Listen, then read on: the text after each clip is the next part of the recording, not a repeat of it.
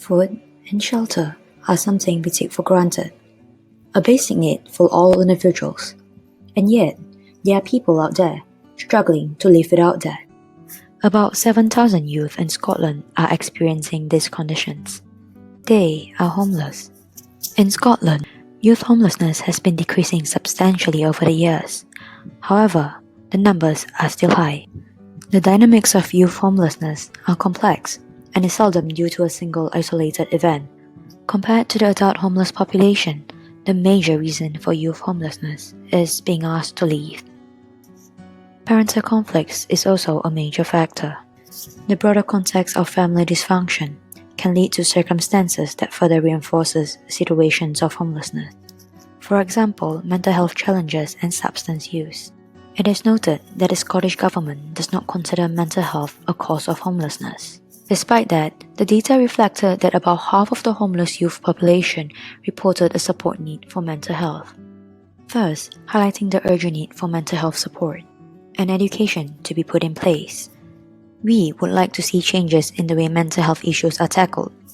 Thus, our challenge statement of reducing youth homelessness by tackling mental health through education and family support. Mental health problems represented the second most common cause for seeking assistance in 2015. It is estimated that up to 50% of young people experiencing homelessness have mental health issues.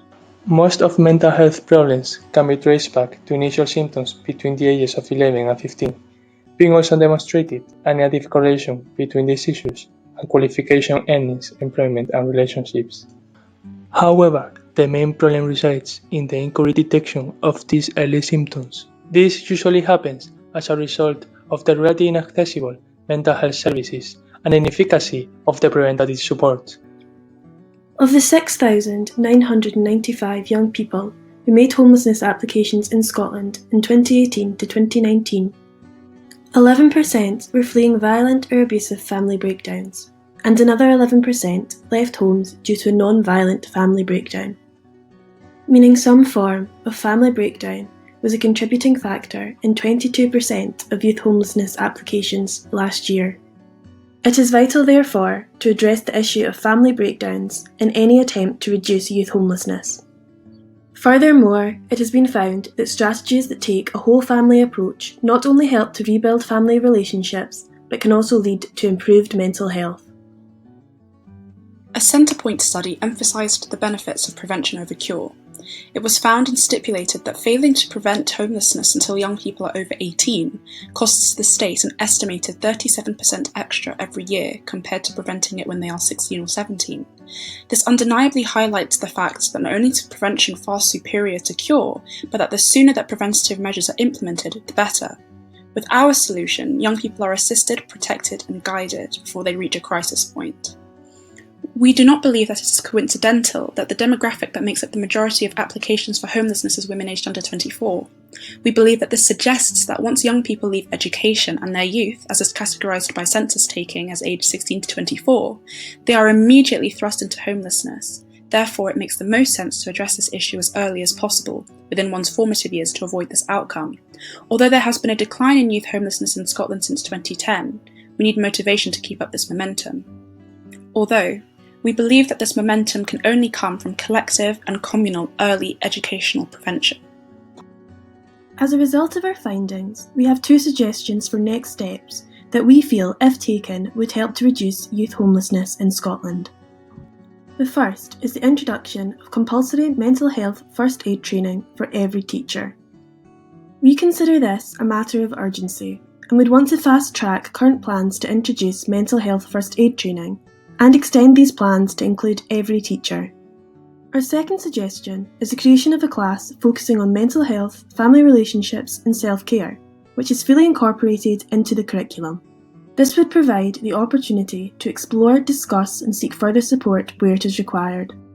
Classes would also help to build stronger family relationships through parent and guardian participation in monthly catch-up classes, opening up discussions between children, teachers and parents. We would also incorporate a journal into these classes. This would allow young people to put their feelings down on paper, allowing them to gain control of their emotions and relieve stress. Such a class would allow for early identification of mental health problems, which will allow for additional support to be provided. It would also help to tackle the stigma surrounding mental health issues and foster an environment where young people are not afraid to speak up when they are struggling with these issues. There are a number of key players involved in our proposal. Firstly, the Scottish Government would play a key role in reviewing the proposed changes to the curriculum, as well as in the funding of the endeavour. Training the trainer courses would be an effective way of reducing the costs of teacher training, as the initial £2,800 investment would be cost efficient over a number of years and with communities sharing this resource. Teachers would also play a major role in this proposal. The supportive groups such as the Education Institute of Scotland would be crucial for the plan, as teachers would need to commit extra time and effort into training. There has been shown to be widespread support among teachers for training such as this, with some feeling that it will provide a toolkit of positive strategies to use in the classroom. Mental health and family support charities such as Young Minds and Action for Children will be actively consulted and involved in the process of creating new lessons, meaning that the courses would make the most positive impact possible. Perhaps the most important players in this initiative are the parents and young people themselves. For this scheme to work, parents would need to take time to actively engage in the meetings, while young people would need to take the lessons seriously and consider how they could use what they have learnt in their own lives. Our solution offers young people an opportunity to learn how to manage their mental health effectively, as well as a way to connect them with their family and friends in a safe environment. We hope that through this action, cases of youth homelessness would be reduced, as young people will be able to manage situations concerning their mental well-being and their family interactions in a way which could prevent conflicts or ineffective coping mechanisms, which could lead to homelessness.